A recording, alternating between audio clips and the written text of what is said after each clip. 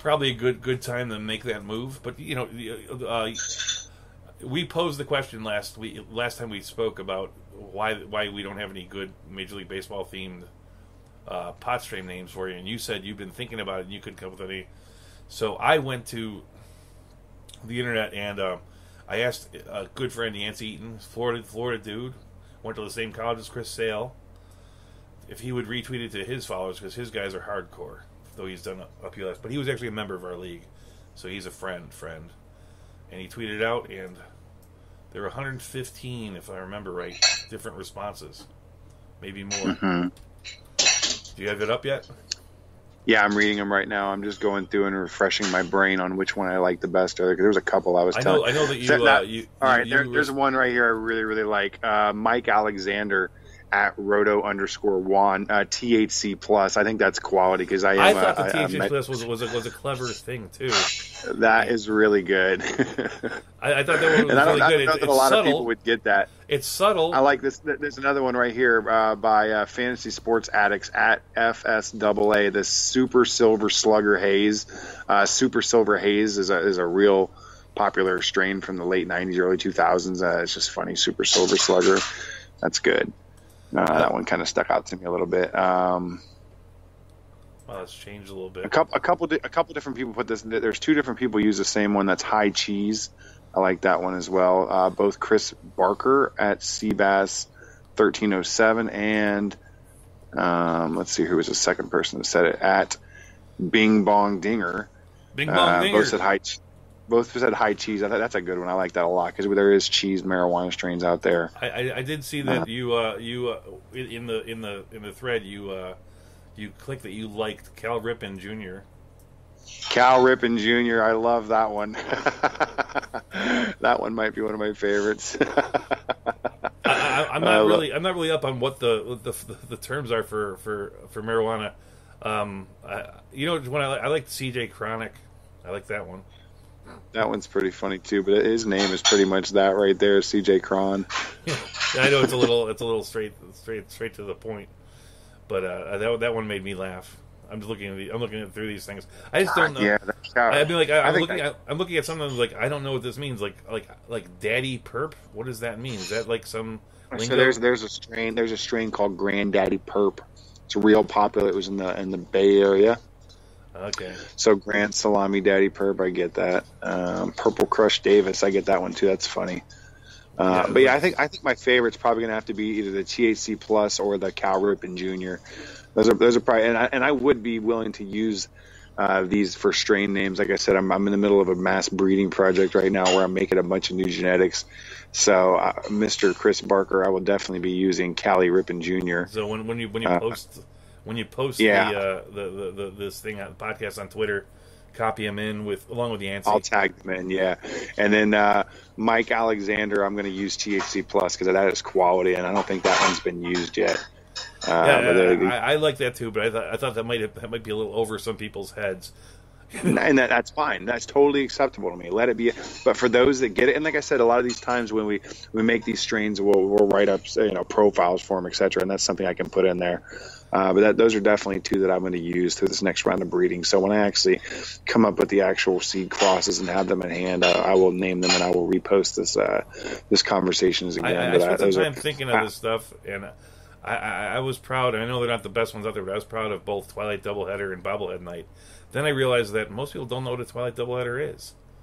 They don't have those anymore. I know. It's really funny. So this weekend, and I'm on the fence about going. Like I said, I've had this eye infection all week. It's really thrown my whole life into a tangent. I've been out of work, etc. But for those of you that have two baseball teams in the same town, where the Bay Area has both the Oakland A's and the San Francisco Giants, once a year they're both home at the same time, and they will both play games the same. One will play a day game, and the other will play a night game. We call it in the Bay Area, we call it a cross Bay doubleheader. And it used to be a tradition. We always used to go. So this Saturday, there's one happening. There's a Giants game in the morning and an A's game at 7 o'clock. So I'm still debating on whether I'm going to go down or not. Yeah, I've never been. I mean, I remember the Cubs and Sox playing at the same time, but I don't think I ever even came close to going to both. Yeah, my buddies were fortunate enough a couple years back. a couple years back to do a cross LA playoff doubleheader where they went to an Angels and a Dodgers game in the same day, and they were both in the playoffs. It was out of control. I was so pissed I had to work through it. What I'm going to do real quick, I'm going to name I'm just going to give the names of the people that did play along with us to thank all of them. There's Motown Mahler, Kevin Hastings, Too Cool Tim, Big Dog, Chris Barker, Yancey, Sammy Reed, FST award-winning writer Sammy Reed. He won the article for Best Football Comedy, like the best humorist. Cam Giangrande, Junior, whoever that is, Brian Swarberg, Bing Bong Ding Dong. I brought up Sammy, he's a friend of mine. Doug Boyle, Matty Wood, Mike Alexander, Crush. Matty Wood's awesome. He's beating the shit out of me in freaking Great Fantasy Baseball Invitational right now. Plus, he's a really good follow on Twitter for those of you that like Crush Twitter. Davis, #1 fan, John Fetelahi, Vlad Sedler. He's in Tout Wars. Yeah, he's really good too. I like him as well. Man. You had some big hitters: Fan Sports Addicts, The Human Rain Delay, Nalix Dub, Be Humble, and AJ Applegarth. Thanks to all you guys for playing along. Indeed, thank you. I love the Twitter interactions, man. They're a lot of fun. So they're good people. If it's the first time you've heard Dan, it's like Dan's a guy you should get. He's telling us that you're a good follow. You should follow Dan if you're listening. Yeah, at Dabber Dan Lit. I'm at Urban Baboon, and you probably don't want to follow me. That's okay. That's not true. You have a lot of interesting conversations on Twitter. I do, but it's like my real my first step into the world of the internet, was political blogging, and so I have real strong political beliefs that later in life I decided it wasn't worth the hassle, so I started doing what politics can be some of the most frustrating things to deal with. I get so irritated with politics. It really pisses me off. I was heavily involved in the Florida 2000 election, which will put you off anywhere. That's the Al Gore one, right? Yeah, I was. This is true. I was the Orange County chair for Bill Bradley for president. So when we did the Florida convention, I was one of the hosts of that. So I was involved in that all through all the crap, and kind of put you on the back burner. So I started. I said when I come back, if I ever get backlisted, I know how to do it, and I think I'm a fairly interesting person. I first started with doing hiking and outdoor stuff, and then I moved to baseball because there's no real harm in this stuff, But it's amazing how pissed off people get when you just tell them this is what happened, and there's a problem with the truth nowadays, and it's not worth getting people mad at it. It's I know. Have you looked closely at the newsbreaker system? What's that? If you look closely at the newsbreaker system, there are some things there's you can look up what your demographics are and stuff like that, and literally, every single show on this network that has enough to get demographics, all of their listeners are like for my show, The Dugout. Every single listener is a 55-year-old or older man. Some shows are 45 and older men, the 45 and 55. And so the people that are listening to this, they're on the wrong side of the political thing more often than not. But I'm not going to be the one to tell them that. I just want to tell them how I'm excited about Garrett Cooper. What a great pickup. Let's get back to baseball a little bit. I got some trivia for you. I'm going to see if you can do this. So we talked about this a little off air. We haven't talked about it in the show tonight, but Shohei Ohtani did hit for the cycle tonight. Can you name me? There's been 4 other DHs in the history of baseball to hit for the cycle. Can you name me any one of them? There's a couple big name DHs on there. The thing about the cycle, unlike any other thing, is that just because you're great doesn't mean you hit a cycle. There's a good chance that Barry Bonds never hit a cycle. There's a good chance Alex Rodriguez never hit a cycle.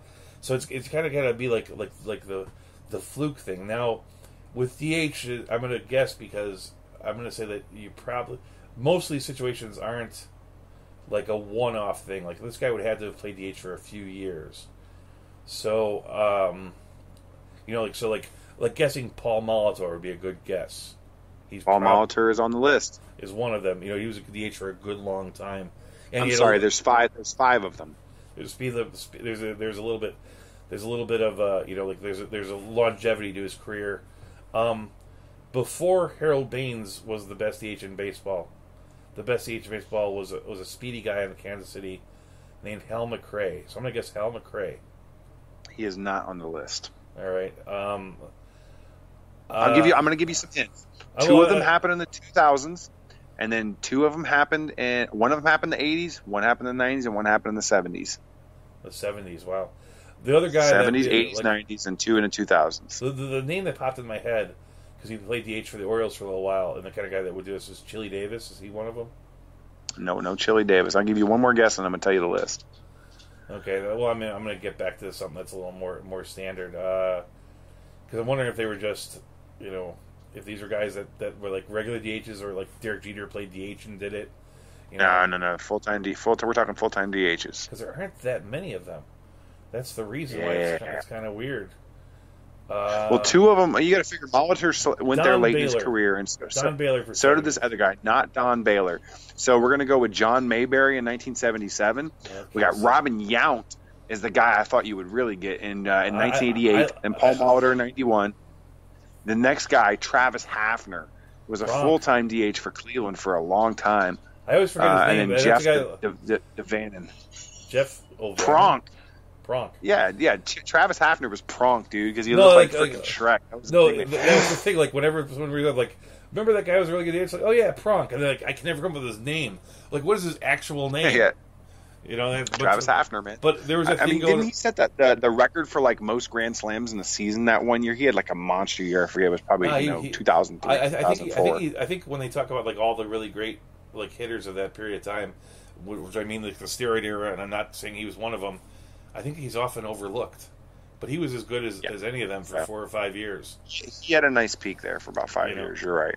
And the Robin Yount, there was a thing going on the internet, like name the best baseball players you ever saw at any position, and actually like your favorite player at every position. And Robin Yount was my shortstop because growing up, I used to root for the Brewers to piss off the White Sox fans in Chicago. And I actually took some joy in like their 1980 whatever year it was, 83 or 84. Like I was rooting for them like that on, and Robin Yount was among my favorite players. So I just never really would have pegged him as a full-time DH when he did it. Because he was when he came up as an 18-year-old shortstop, and he was a Gold Glove winner at shortstop, and then when he slowed down a little bit, they put him in center field, and he actually won the Gold Glove in center field again. That guy was a plus fielder with a plus arm, and I don't think of him as a guy that played shortstop, but I imagine the last couple of years of his career and doing that sort of thing. But Yount is he's a Hall of Famer. I don't think he's like the first tier of Hall of Fame, but he definitely deserved it. 100% in my eyes. You don't get 3,000 hits and not deserve to be in the Hall of Fame, unless you're Rafael Palmeiro. Yeah, but, Palmeiro wagged his finger at Congress. You don't do that and still get in, man. I got some more breaking news for you for those of you that follow prospects.